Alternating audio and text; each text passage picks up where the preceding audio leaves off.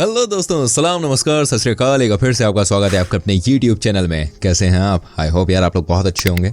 अच्छा दोस्तों, क्या आप जानते हैं हमारी दुनिया में भाई एक ऐसा भी देश है जहां मोटा होना गैर कानूनी है। और देखिए, हम और आप तो कोक पीते हैं, लेकिन क्या आपने कभी ग्रीन कोक के बारे में सुना है? दोस्तों, एक ऐसा देश है जहाँ महिलाओं के हेलमेट में छेद होता है। और देखिए, हमारे पीने के लिए तो पानी पानी ही है, लेकिन ये डाइट वाटर क्या कॉन्सेप्ट है? अच्छा फ्रेंड्स, क्या आपने सिंक और फ्लश को एक साथ कभी आपस में कनेक्टेड देखा है? अच्छा ये बताइए, क्या आज आपको ग्रीन टी वाली आइसक्रीम का स्वाद चखना है? भाई मैं आज ऐसे देश के बारे में बात करने वाला हूँ हमारी वीडियो में जहाँ लेट नाइट पार्टी करना क्राइम है। हाँ जी, और इस देश में सबसे ज्यादा वर्जिन लोग हैं। ये भी बताऊंगा क्यों लिंग में आग लगाकर भाई लोग मनाते हैं त्योहार। क्यों उस देश में सिर्फ और सिर्फ काला बर्गर मिलता है। जी हाँ, काला बर्गर।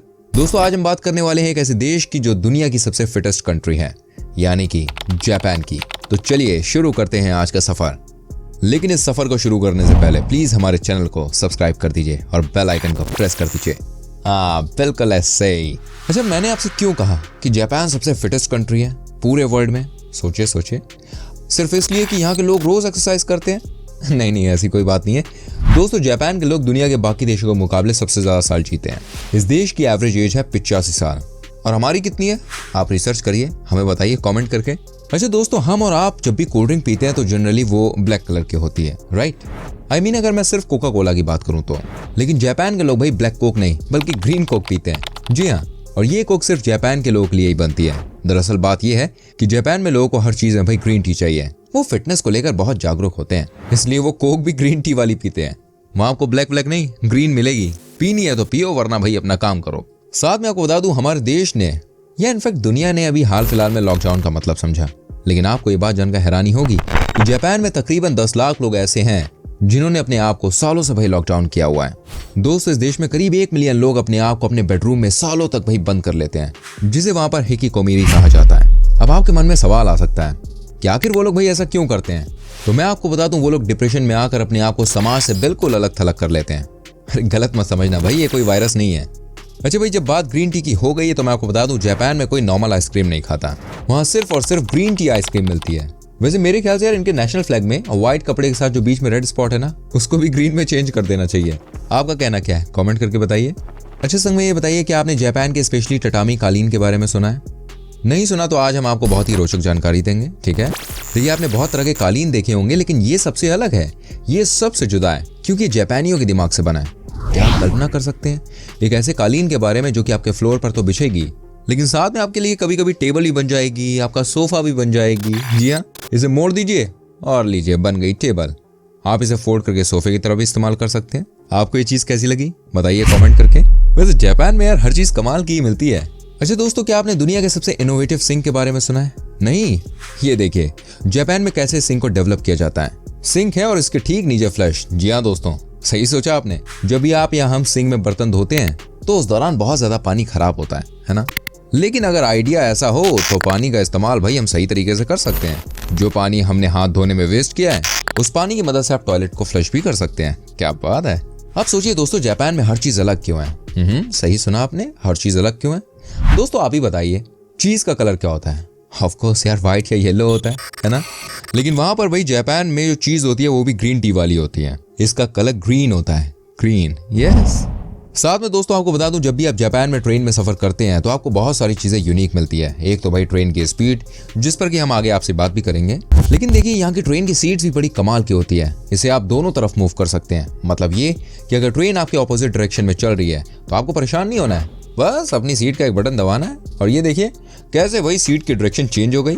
अच्छा फ्रेंड्स, वीडियो की स्टार्टिंग में मैंने आपको बताया था कि जापान की महिलाएं जो हेलमेट पहनती हैं उसमें छेद होता है। सोचिए जरा ऐसा क्यों होता है, दिमाग लगाइए जरा। देखिए मैं आपको बताऊं, अक्सर हमने सुना है कि महिलाएं हेलमेट लगाने के बाद कई बार ये कंप्लेन करती हैं कि उनके सर में दर्द हो रहा है। दरअसल ऐसा उनकी चोटी की वजह से होता है। जब ये महिलाएं बाइक या स्कूटी चलाती हैं तो उनकी जो चोटी होती है वो हेलमेट में भाई फिट नहीं हो पाती है, जिसकी वजह से उनको तकलीफ होती है। लेकिन जापान का मामला अलग है। ये देखिए कैसे जापान की महिलाओं के लिए भाई नया हेलमेट तैयार किया गया है। कैसे हेलमेट में 2 छेद दिए गए ताकि लड़कियां अपनी चोटी को भाई हेलमेट में कंफर्टेबली एडजस्ट कर सकें। है ना कमाल। अच्छा दोस्तों, क्या आपको पता है कि जापान में आई एम सॉरी 20 अलग अलग तरीकों से बोल सकते हैं? जी हाँ, 20 तरीके हैं। कहें तो 20 अलग अलग स्लोगन। हम और आप तो भाई सॉरी कह के निकल जाते हैं। अच्छा हुआ यहाँ 20 तरीके नहीं है, वरना पत्नी और गर्लफ्रेंड तो कहती है 20 के 20 तरीके से बोलो तभी माफी मिलेगी। वैसे मैं आपको बता दूं दोस्त, जापान में रहकर अगर आप मोटे होते हैं तो मेरी जान, ये वहाँ पर क्राइम है। बिल्कुल सही सुना आपने, वहाँ पे कोई मोटा नहीं दिख सकता। वैसे जब आप इतनी ग्रीन टी आप पियेंगे तो मोटे कहाँ से होंगे, सोचने वाली बात है। लेकिन फिर भी अगर आप ओवरवेट हो जाते हैं, वो भी बगैर किसी बीमारी के, तो भाई साहब हाल बुरा कर दिया जाएगा आपका।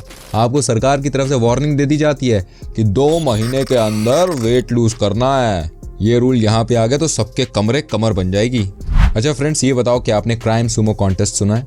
इसके बारे में कभी भी सुना हो तो हमें कमेंट करके बताइए। अच्छा नहीं सुना तो कोई बात नहीं, मैं आपको बताता हूँ। ये कोई सुमो वोमो की फाइट नहीं है, मैं बात कर रहा हूँ क्राइम सुमो कॉन्टेस्ट की।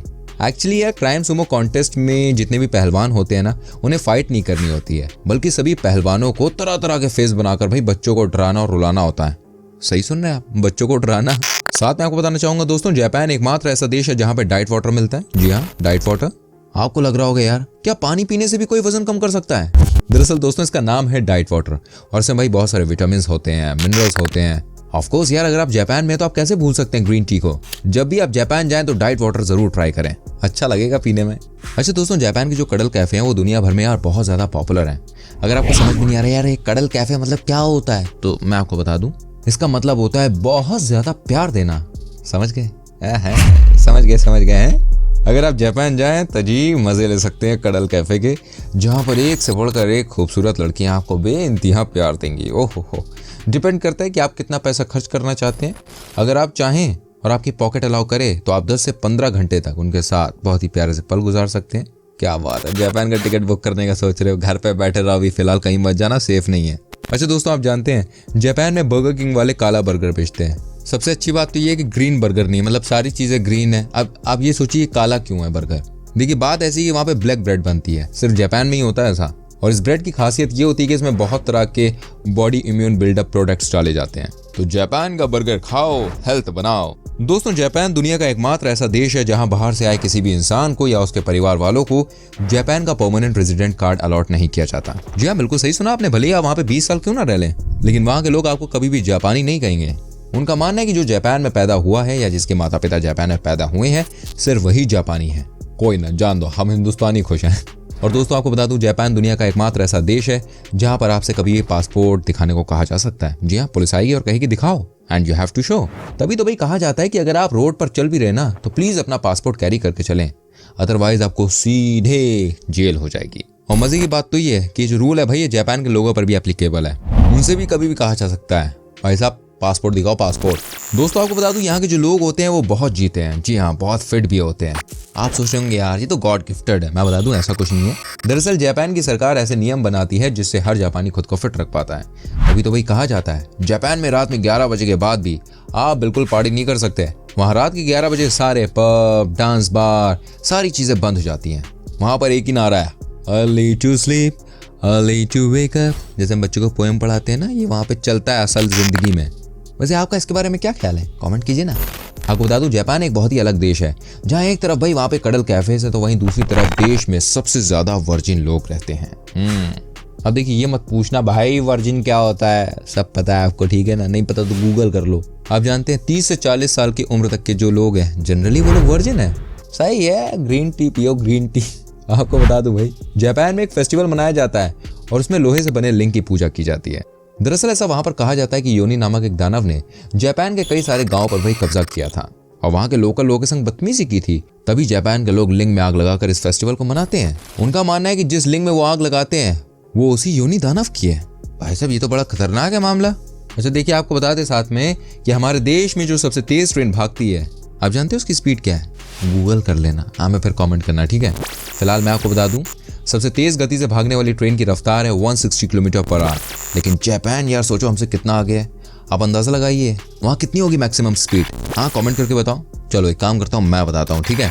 वहाँ मैक्सिमम स्पीड है ट्रेन की 500 किलोमीटर पर आवर, यानी कि हमसे 3 गुने से भी ज्यादा। ये दुनिया की सबसे तेज ट्रेन है। तो देखो मैंने आपको बहुत सारी बातें बताई। आप मुझे बताइए जापान की कौन सी बात आपको बड़ी अच्छी लगी हो। आप मुझे बताइए जापान की कौन सी चीज़ आपको बड़ी अच्छी लगी। कमेंट कीजिए, वीडियो को लाइक कीजिए, इसको शेयर कीजिए, हमारे चैनल को प्लीज सब्सक्राइब कीजिए। और हाँ, ऐसी और वीडियो देखनी है तब बेल आइकन को प्रेस कर दो। जो भी वीडियो बनाएंगे खुद ब खुद आपको मिल जाएगी। अब मैं आपसे मिलूंगा अगली वीडियो में, तब तक के लिए बाय बाय, टेक केयर।